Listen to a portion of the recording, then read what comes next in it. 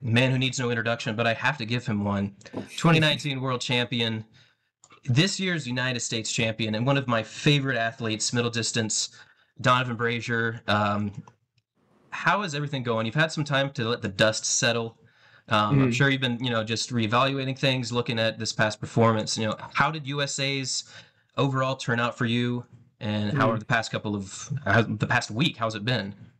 Yeah, I mean, last week just taking it to town, but kind of trying to slowly come down from that high from USA's. I think USA's itself and coming off of that, it was I don't know if it was what I was expecting, but going in, I was just trying to make a team, and to come out with a win, I was just obviously ecstatic because I knew like coming back to the USA 100 meter running wasn't going to be an easy thing to do. So to come back first year and come out with a title, it was just nothing I really imagined being able to do like 3 months ago. So just having to build these blocks the past few months and being able to come with the title was just extremely satisfying. Yeah, we're gonna get into that because that race in itself was incredible. Mm. The timing you're building on, like you said, building on the just your comeback has been sensational. And for those that don't know, Thanks. you've been injured for 3 years away from the track, and any track fans know like you being back on the track is a big deal. Um, I guess broad strokes.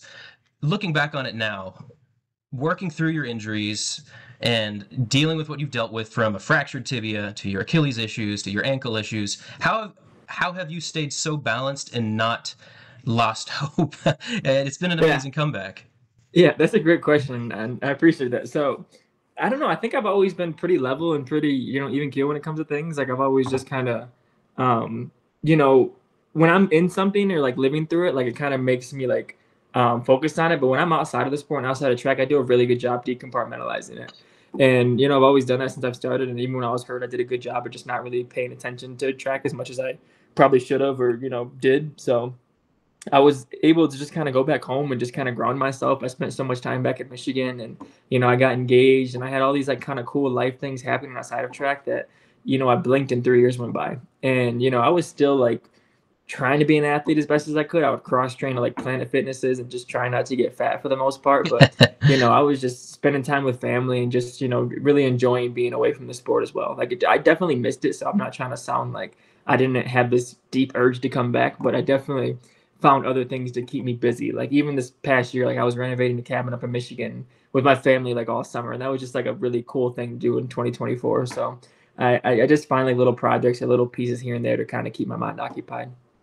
And it has to be tough to stay balanced. And I was going to save this question for a little bit later, but I'm so curious. What role did fishing play Mm. while being injured? Because a good day on the lake is better than no day on the lake, right?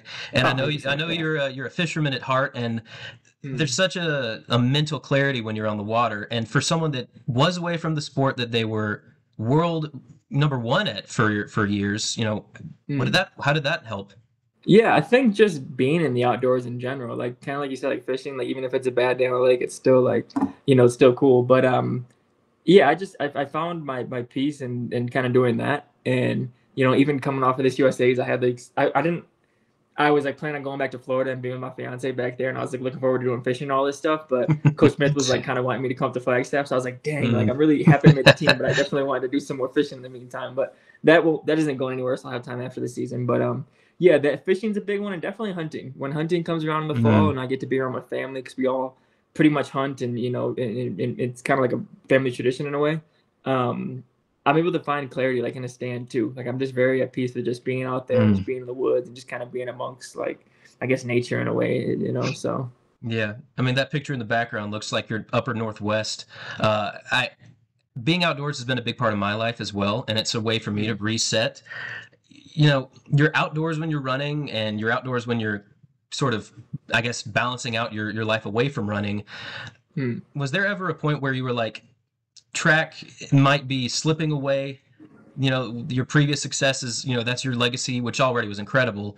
Was mm. there ever an inflection point where you were like, it's been a few years with injury, we might be looking at a different route now? Yeah, definitely. I didn't know if I'd come back, let alone ever get a PR again. To be fair, I always thought like it was definitely possible, and I never really feel like I lost that kind of that drive. My mind's always been good when it comes to racing and competing and just kind of knowing how to go through the emotions of that.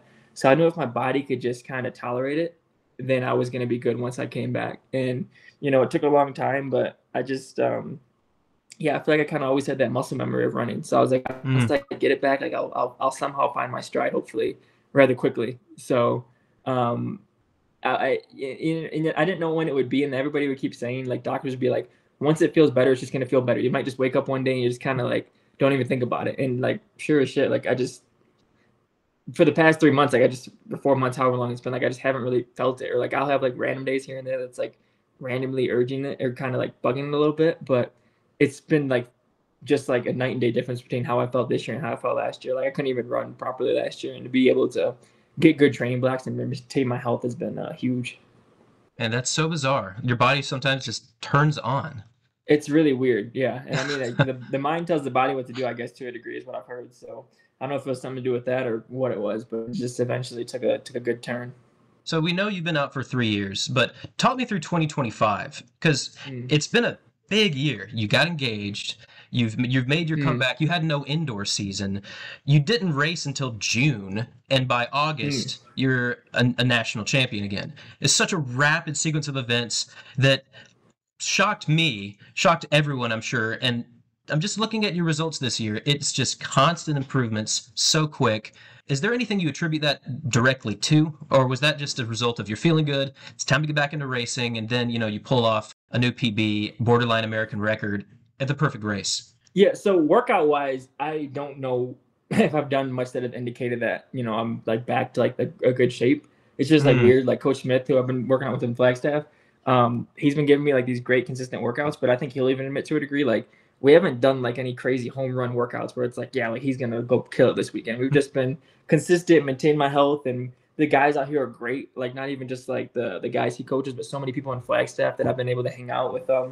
Bryce is out here, and Abdi Hamid and all these great guys. So being around so many cool people out here just I think really helps like your mindset when it comes to running too. Like I don't dread going out to the tracks. I know I'll probably see somebody that I enjoy mm. seeing that day. I get to go for a run with people and just chat with people, and I really miss that running community when I was gone. So I think now that I'm around it more so, like it doesn't, it's not like a job or a chore to go run. Like I'm really enjoying the process this time around. And speaking of the process, I have noticed a night and day difference between 2019 you and 2025 you. You were so young, coming up through the ranks so fast, there had to be the pressure.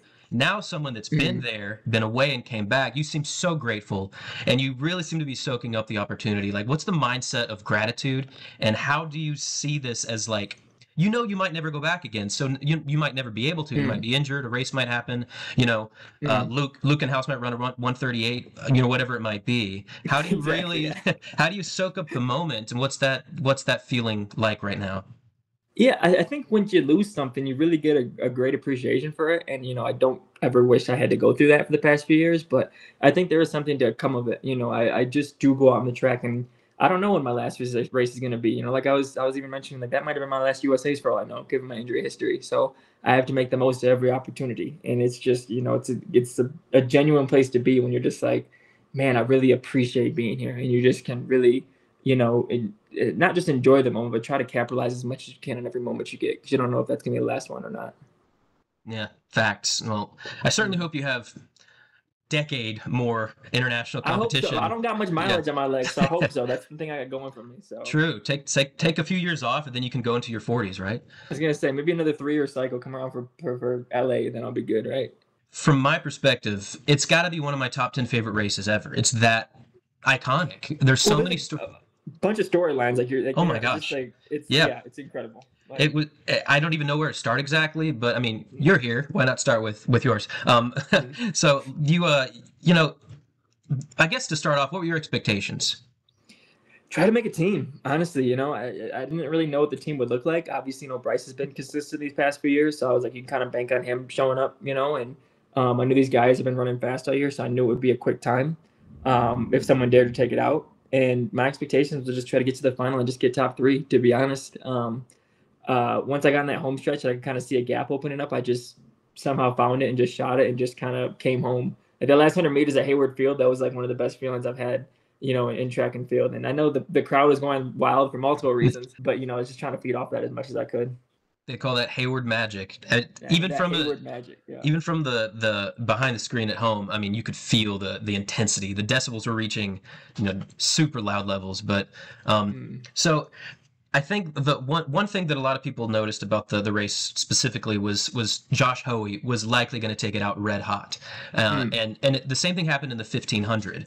Hoey and Nagus were two favorites, and the kind of the same thing happened. Take out the pace hot, people were drafting, and ultimately they missed the team. So he goes through in 49.2, and you're pretty close behind in 49.6.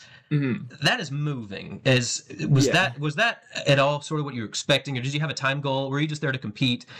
Honestly, I knew. I guess I don't know because you never know. But I had a good feeling that he was going to take it out pretty hot. I had a feeling that someone was going to, be in good enough shape. And don't get me wrong, he's in great shape. Given what he's been doing.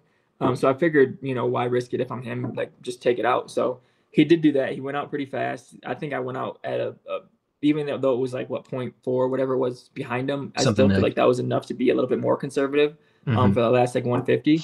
But yeah, I wasn't even thinking about like time wise. I was just thinking about just sitting on him and just trying to maintain and just trying to get in that top three position in the final. So I wasn't even thinking it's going to be a good time. I wasn't thinking, I'm going to PR. I was just thinking, I'm just trying to place as best I can in this race. And it's weird how sometimes that just equates to you running PR when you just try to race as best you can. I wasn't sure how it was going to, go time wise, but I just knew like Josh was going to take it out, or I had a feeling Josh was going to take it out pretty hard. Yeah, that was a pretty safe bet. He's been doing a lot of intense things in 2025, and I mean, there were Oh, people yeah. that were. I was surprised that he didn't make the team. I think I had him, Hopple, and maybe Miller, and you were right on the cusp. I'm like, Brazier just knows what Uh, he's doing. I mean, it's a tough one mm, to call, but I think that speaks to a broader thing going on right now in track, which there's two events that I think are the most competitive in track right now, and it's the women's 110 hurdles and the men's 800. And mm, you've seen various dragons that you've slayed from, gosh, what's his name? The Botswana and 141 guy from the 2012 Olympics, oh, Nigel? Amos. You've seen, I Mm, mean, he's away right now, but from mm, from him to your new Marco Arope and Wanyonyi, and there's just mm, such depth right now, and in the United States, how do you mm. even look at the 800, and how do you approach worlds that you'll be attending in exactly 1 month? Wow, that's cool. I think it comes from a place of excitement. I don't Mhm. think I think some people look at it differently, but I just kind of get excited about it. Like it's like incredible what people have been able to do. Like even this high schooler that is incredible. It's Yeah, like it's amazing. I'm rooting for this guy to be as best as he possibly can be because it's so cool that the United States be on like the not on the map because we've always been kind of been on the map, but I guess just have this much depth in the 800. I don't know if we've ever been this deep in the 800. Like we're sending a great team, possibly arguably the strongest team we've ever sent, Hmm. and it's just so exciting to be a part of that. And obviously I'm pulling for all of our guys, and we're even leaving guys home that are amazing and could be on other world teams if it wasn't for being such a strong country. So I think it's just a really exciting and it's a cool to be a part of. Yeah, I always tell people have fun, no matter what. Like, if you're having fun, you're gonna Yeah, compete better. If you're having fun, you'll enjoy yourself more. So, I mean, yeah, go in and have a we great just time. elevate each other. Yeah, everything's like being gone for all these years and seeing Bryce do what he's doing, seeing Josh do what he's doing, seeing Brandon what all these guys are doing, and just like doing all these amazing things, like you just want to be a part of that. So like kind of coming back to the USUSA's, I was like, man, I would love to be on a team and just kind of represent America because we are, showing something really good for the 800 right now, and to be just have a piece of that is really really cool. Yeah, that's awesome. That's super cool. I am so excited about Worlds this year. Um, Mm, and who knows what's going to happen. I would imagine things will be quick. Maybe not so much as the Olympics last year, but yeah, if you get a 141 and you're off the podium, that tells you something about the quality of yeah. the I mean, how men's can you be mad 800. at that? Like, That's crazy. yeah, I mean, Hoppel, man, exactly, legend. All right, so let's step off the track for absolutely. I got a few interesting tidbits of just information. I hear that you run 60-second quarters in peg premiums. I don't know if you have any knowledge of this. Ingles told me he thought that was Uh, worth sharing. I don't know exactly what that means, but everything he says and y'all's history is so compelling. You told me uh, about his interaction with Phil Knight in the tower, and he gave me a few like interesting sort of tidbits here. What is he talking about? Running 60-second quarters and premiums. is he talking about these shoes I got right here? These Pegasus. guys? These guys? I guess I Yeah, great shoe. I don't know. What's he talking about? What's wrong with that? What's wrong with doing that in these shoes? I'll Is there have a to problem ask with if that? he's Or? talking shit. That's what, because I don't understand these. People kind of do give me. I mean, I love these shoes to run in, and I think the Yeah, airbag. Sometimes people like see that and they're like, "Oh, you running?" I'm like, "Yeah, absolutely, I run them. They're like one of my favorite shoes to run in." they look fresh, personally Yeah, speaking. that's part of it. You look good, you feel good, you feel good, you play good, right? And I like doing workouts in them. I just did a workout yesterday in them, some repeat 300s in them. So, I'll like, have to relay back to Craig the Pegasus top 10 shoe, trading wise. yeah, one of my That's favorite fun. shoes all time Nike's ever made, easily. He also makes a claim this is your first year ever wearing super shoes. I guess what defines a super shoe? Exactly. Yeah, I mean, true. I guess a carbon plate. Ingles was being kind of cryptic here. I'm just reporting the news. Yeah, Fake. my knowledge on footwear isn't the best to confirm or deny that because I'm not sure what is what. I Like, guess back, 2019, I mean, you competed in 21 and 22, and there was a lot of uh, like technological improvement since then, a lot on the roads, but it's not like you didn't wear a Nike Zoom or anything since then. yeah, Like, oh, Nike makes the best spike. Like, so I've always worn Nike spikes, like okay. 11 Pro. All Like, right. All right, Craig. Well, yeah, I'm gonna talk that's to him about funny. that one. Thanks for bringing That's, that up. yeah, Yeah, of I gotta bring course. that. There might be some disagreements in camp. You'll have to clear that up. But, Oh yeah, speaking of Craig, I mean, it was cool to see him in the 15 and in the 800. He tried to slay two dragons at once. What was it like to be yeah. back on the track just competing at the high level with Craig? It's always fun to compete with Craig. Craig has been so good, and that's why we should have mentioned earlier about just kind of the being able to be away from the sport for so long. Craig was like a lot of times my bridge to the sport because Mm. him and I obviously were boys, so we talk a lot, and he's been so good at helping with this whole comeback, just like advocating for me, just supporting me, and just kind of being there for me. Like ever since we started off running at the Toad Fest back in June, and doing Portland, seeing him out in Portland, just kind of he's kind of been with me along this whole process. So I've been really grateful to have a friend like Craig with me this entire way because I don't think he gives himself enough credit for how much how much he's helped me. But he's been like just a amazing guy to be around these past few years. He might have strong opinions on the shoes, but it sounds like Uh, he's one of those people that I talked to him a handful of times, and he's always like excited, and obviously he's everywhere at once, whether it's in his RV, but it's always cool yeah, to see y'all competing together because y'all go back so many years, and you've had such a unique relationship through so many training camps. yeah. I don't know. It was a very holistic thing for me to see this year. Oh no, it's so much fun, and I miss those camps I used to do with him more, like in 2019 and 2020. Him and Eric and like the squad we had back then. All those were so much fun. I love those camps so much. Eric, Yeah. one of the funniest dudes I ever met, maybe the funniest dude I ever met. And just being in a house with these guys or just being in a condo with these guys was just such a fun time. And I don't know, it's gonna be hard to get back to that level of like fun when it comes to the sport, but I really miss those days because that was awesome. Yeah. Eric has some amazing takes on track and Oh field. yeah, I just can't get yeah, over how unfiltered and how it's an easy thing to talk about him because he's always talking, whether it be talking about what is going on between various sprinters on his podcast and with Sidious. I, I definitely would love to see him coming back. And I don't know if he'll be competing anytime soon, but yeah. man, what an It's interesting just cool to dude. see him in the sport though. It's cool that Yeah, he's still around the sport. You know what I mean? 'Cause he's the yeah. guy that makes it better. So Exactly.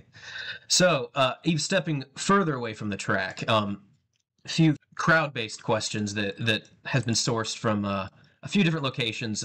One of them is what's harder to fight on a when you have it on your rod, a bonito or a shark, a baby shark on the line.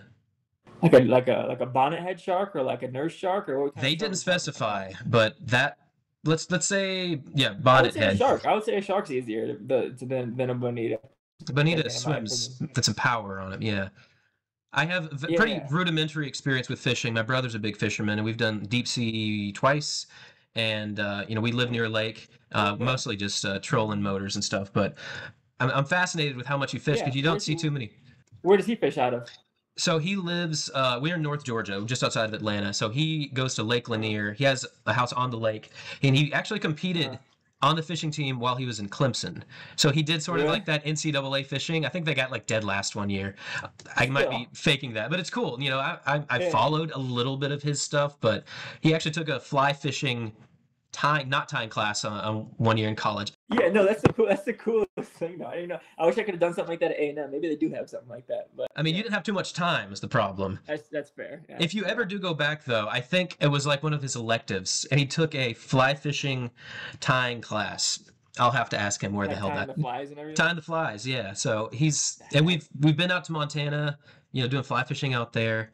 It's just Uh, never got into it after I was like 12 years old, but still pretty cool. That's funny. yeah, yeah. So here, another question is, which school do you think now has the deeper roster? Texas A&M, Florida, or LSU? I don't know if you've been keeping up with too much of the specifics on college. I guess they wanted to figure Yeah. out what your take is on the NCAA rankings, because I know you're coming from Texas A&M, Yeah, but I guess I'm gonna be biased, of course, and just say A&M. You know, my fiance's from A&M, and I'm from A&M, and I have deep ties still with A&M, even though I didn't graduate. So I'm always gonna be an A&M guy whenever you give me the chance. So I go with A&M, even though I don't know much about their roster at all. write it down. Also, congrats to your fiance on her recent Denver Summit FC. Incredible, man! What a Thanks, year! What a year thanks. y'all are having.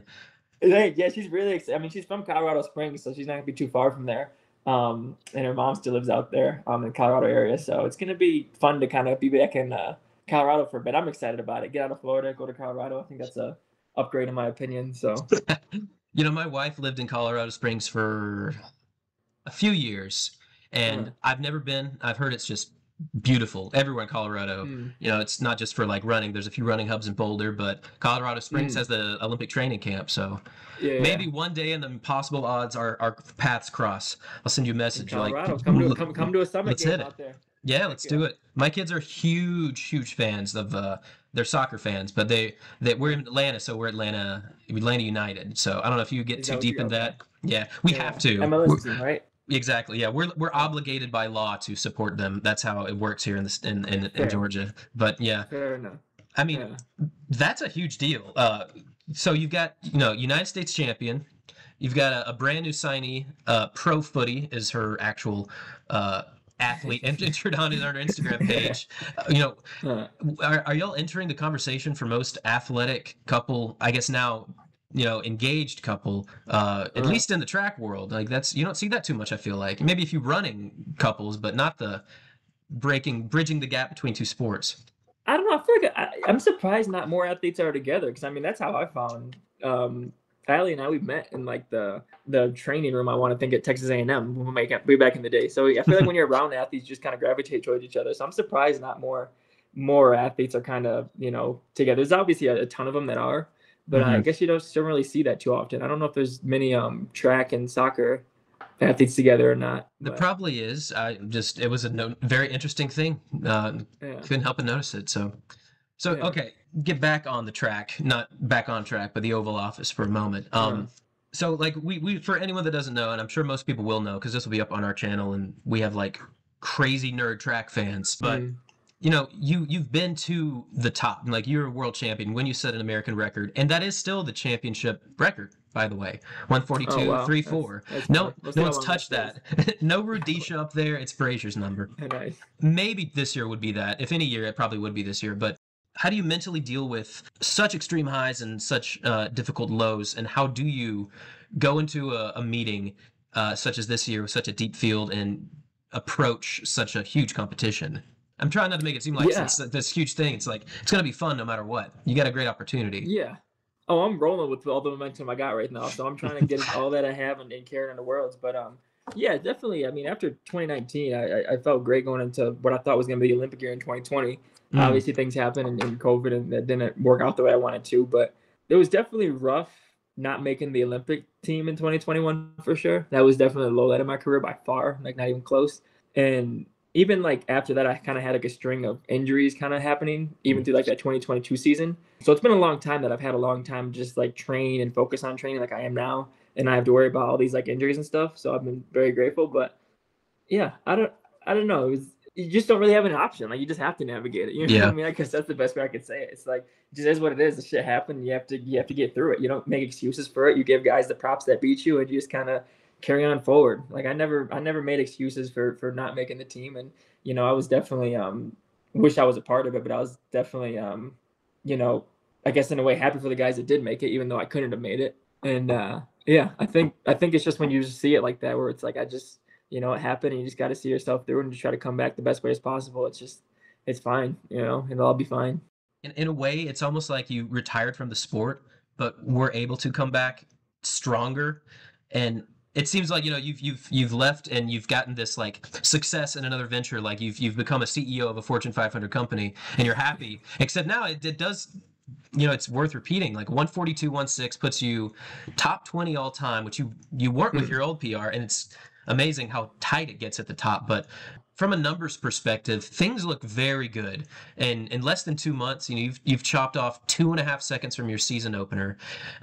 You have an incredibly just your progression is so interesting. Obviously, there's the 3-year gap, but what are your expectations now? If you have any time expectations, you might not. Yeah, Sometimes that's I definitely have helpful. hopes and goals and dreams, even if I don't admit them or say them out loud. But I guess from the basic point of it, I'm just trying to keep on improving and just trying to, these stints and blocks that I'm doing in Flagstaff and just training hard. Like I'd like to think that for a reason that I'm just, giving it my best effort to go into world championships. I don't look at it like, hey, you didn't have a fall, or hey, you didn't have like all this time to train. I'm looking at it, or this is where I am. This is when I'll be able to show. And I think, given all that I have, I think I can still have a lot of room for improvement. And I like that I started my season in training so late, because September isn't late for me since I started in March, relatively. True. So it's like this isn't going to be a long season for me. I'm still feel fresh. I know it's going to be a very, very hard and field to compete with, and very, very steep field, but I'm excited. And like I said, like I've been mentioning so many times, so grateful to be in the just in the world championships and racing the best in the world again. It's an awesome place to be. And I got a glimpse of that in London for the Diamond League. But wearing the USA jersey and putting that kit back on just it means so much. Like it's so much fun. Have you gotten a peek at what the new jerseys look like yet? Because I've heard they're fresh. I haven't gotten my kit yet, but I haven't seen them. Are they the same ones they wore for the Olympics last year, or what are they? See, that's the question. I don't know either. These are rumors that might not have any credibility. I don't know what they look like. I have no clue. But they're supposed to be like super futuristic, I think was the word that used. I don't believe a word I'm saying. I might be making that up, but I just heard they look really cool. If anyone's seen them yet, I'm sorry, I'm like being so cryptic. But yeah, either way, that's gonna be a cool thing to get in the mail.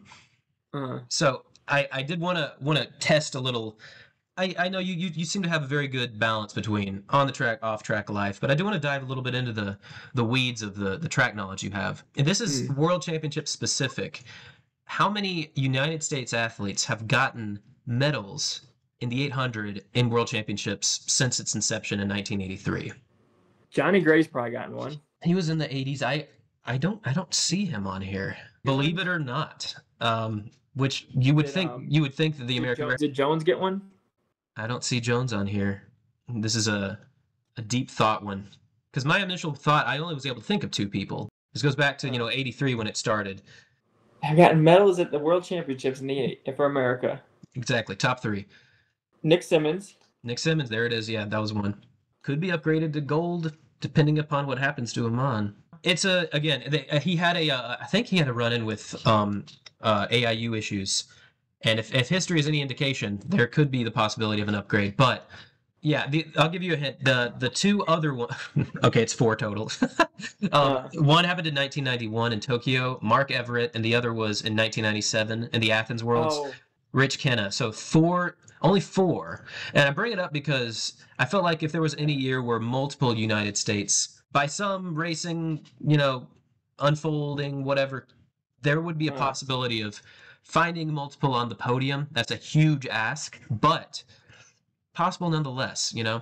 It would have to be competing with your Ropes, your Wanyanis, your Jamel Sajadis, plenty other sub 142s. But the 800 might be the most unpredictable event in track, where times that you just don't think are going to happen can happen. Yeah. And so I don't know. It's something that I've been thinking about. I don't want to put any racing expectations on the table. I think that if you go into Worlds with the exact same mindset that you went into Nationals, you'll have fun and enjoy yourself no matter what. And that's the way to go. If I give myself a shot, I'll be, that's all I need to do is give myself a shot and not not give myself an easy out. I think that's the biggest thing, because it's easy to kind of sleep in one of these rounds and get out and just be frustrated with yourself. But if I go out and attack it and put myself in good position and not get myself an out, I think I'll be happy with the result. Yeah, man. That's so exciting.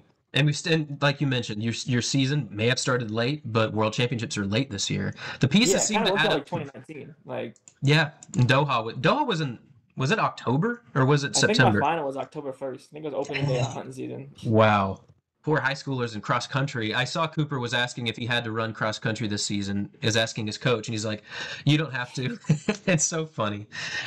That's hilarious. Like a true 800-meter runner. Yeah, Everybody's right. gonna be good, right? And speaking of cross country, there is a huge wealth of Brazier interviews on runmichigan.com when you were in high school.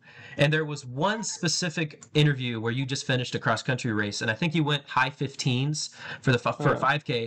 And the guy interviewing you was like, "That's incredible for an 800 runner." And you were like a little disappointed. What was it like competing in Michigan, both being such a good middle distance athlete and a cross country runner? Because you see a lot of 800 runners coming more from the sprint power side, but cross country background usually gives you a little more of that strength, right? Yeah, for sure. I mean, Michigan had a bunch of great runners. I mean, obviously Grant's from there too, and Grant was always the big dog in cross country and stuff. So cross country just felt like training the whole year. Even during Yeah. races, it just felt like the whole season just was like training. Like even when you got to states, because it wasn't like they were expecting you to win it. That's the thing about cross country is like the cool part that I liked about it is when you step on the line for a cross country race, you might beat 100 guys and like all on the line when that gun goes off. When you're in a track race, you might beat like 10 guys.